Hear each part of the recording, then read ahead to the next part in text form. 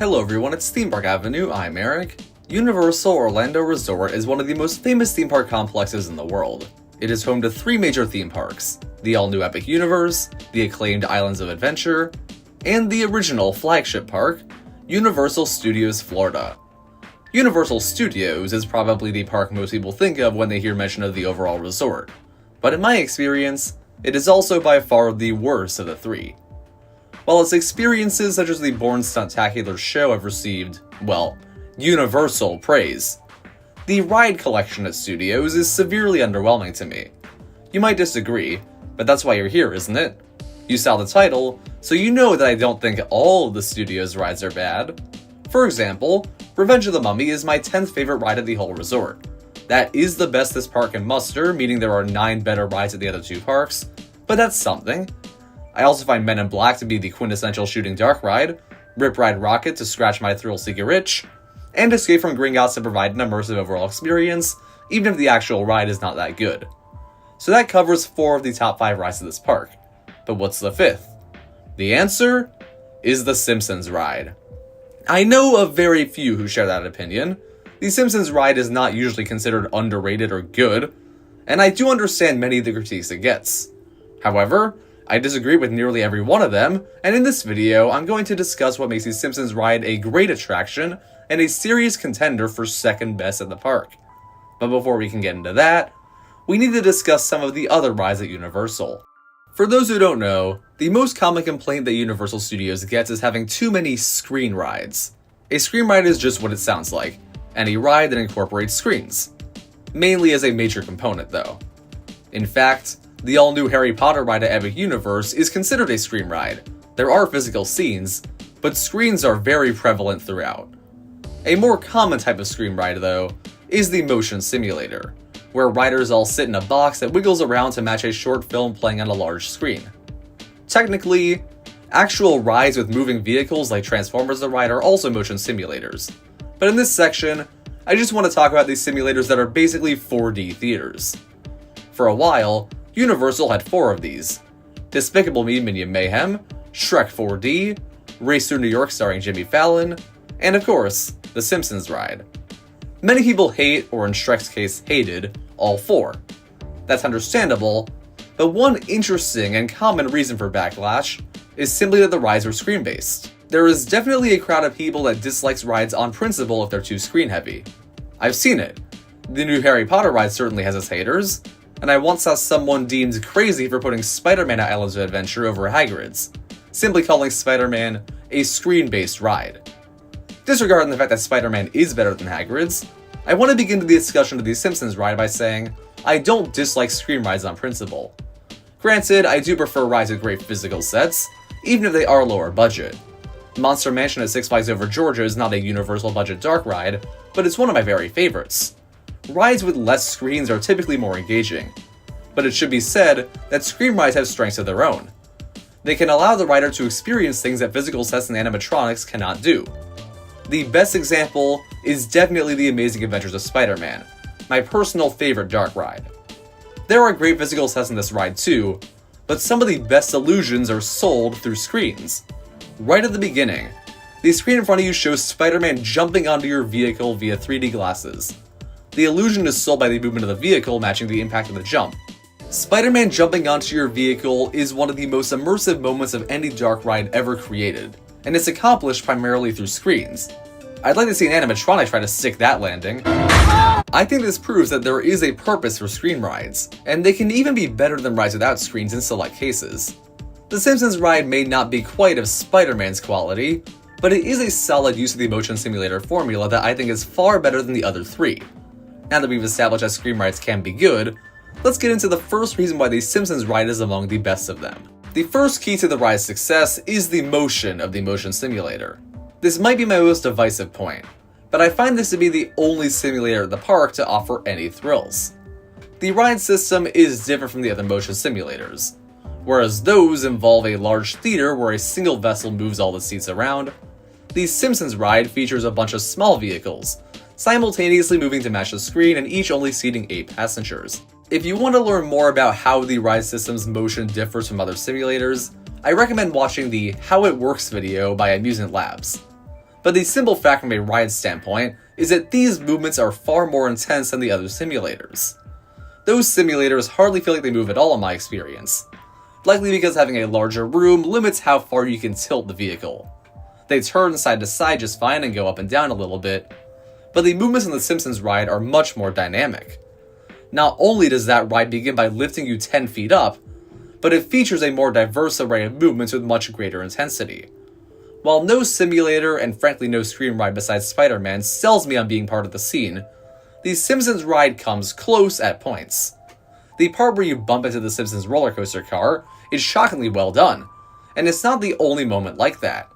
The entirety of the simulator is much more exhilarating than the other ones because of the overall movements. Mind you, that's not a good thing for everyone. The Simpsons Ride causes motion sickness far more than the other ones. This is an understandable concern, but I can't pretend to empathize with it. I've never experienced motion sickness in my life. The intensity of this simulator makes it appeal to me much more than most other Universal Studios attractions. While that intensity is not a unanimous victory for the ride, the fact that it has dynamic motion makes the experience more convincing and immersive, and if you can get past the dizzying moments, it's definitely a win. Overall, this ride system is my favorite of any simulator type attraction, besides the obvious Spider-Man one, and a solid start for showcasing what makes the attraction so much fun. The next big strength is the animation. Again, this is divisive. Many people deem the video quality and the animation itself dated. Next to something like Harry Potter and the Escape from Gringotts, the screens are less crisp, but I actually find this to benefit the experience. Let me explain. My biggest issue with Escape from Gringotts is that the screens try to sell you on really being there with the characters, just like Spider-Man. However, with real people appearing through 3D glasses, the result is often weird. Voldemort looks like he triples his size at one point, and it completely takes me out of the experience. Spider-Man doesn't have that issue because it's fully animated and doesn't mean to look realistic. It's a very cartoony world. The Simpsons Ride gives the same leeway. It's not trying to look realistic, therefore it remains consistent in style and appearance and never looks uncanny. Weird things happen, but they make sense and they don't add any jarring moments to the ride. Therefore, I prefer these screens to those on Gringotts. Furthermore, this animation is just great. It's a strong 3D adaptation of The Simpsons, and while not perfectly fluid, the manic energy and memorable facial expressions make it so lively. My only critiques are that the scene transitions are pretty clunky, and Maggie looks a little bit off. Otherwise, this is such a fun watch and is paired with dynamic vehicle movements that make the whole thing, without a doubt, the most entertaining and consistently stylized motion simulator I've ever been on. However, there is one more element that allows the ride to really stand above most of Universal's other offerings. The best thing about the Simpsons Ride is the writing. While the story is wacky and almost as scattershot as most other simulators, the jokes are rapid fire and hilarious. I say that not only as a Simpsons fan, but also a theme park fan. If you know The Simpsons, you'll enjoy the appearances from characters like the bully Nelson Muntz, Professor Frink, and the aliens Kang and Kodos. Kang and Kodos have one of my favorite moments as they say the line, "Foolish Earthlings, don't you know all rides must end near the gift shop?" In-character moment for the aliens, but also a very funny jab at theme parks. It feels straight out of a classic Simpsons episode, and it's still a laugh for those who aren't familiar with the show. That joke is fairly in your face, but it's the jokes with less attention drawn to them that I think make the ride especially entertaining. I mentioned transitions between scenes being a little uninspired, but the many different scenes are not only visually interesting, but also serve as hilarious jokes at the expense of other theme parks. First, the large roller coaster features a tunnel with Krusty's face, and you hear a speaker say, "Welcome to a magical journey through my mouth," which is an iconic theme park line at this point, at least in my household. The next scene features a ride called Happy Little Elves in Panda Land, a jab at Disney's slow-moving dark rides, with a low-key horrifying moment where Sideshow Bob controls one of the pandas and gives it weapons. He also attacks the annoying elf animatronics, which didn't need to happen, but is a fun poke at Is a Small World. Next scene is a pirate boat ride with dinosaurs, so Universal mixed and matched here. The scene is mainly focused on Pirates of the Caribbean references, proven by the projection of the mist, and the limited movement of the dinosaurs. This scene doesn't take any jabs at pirates necessarily, so I guess creatives just like that ride. The next attraction is called Krusty's Wet and Smoky Stunt Show. And it's a stadium containing a tank with ramps, large metal structures, and an orca.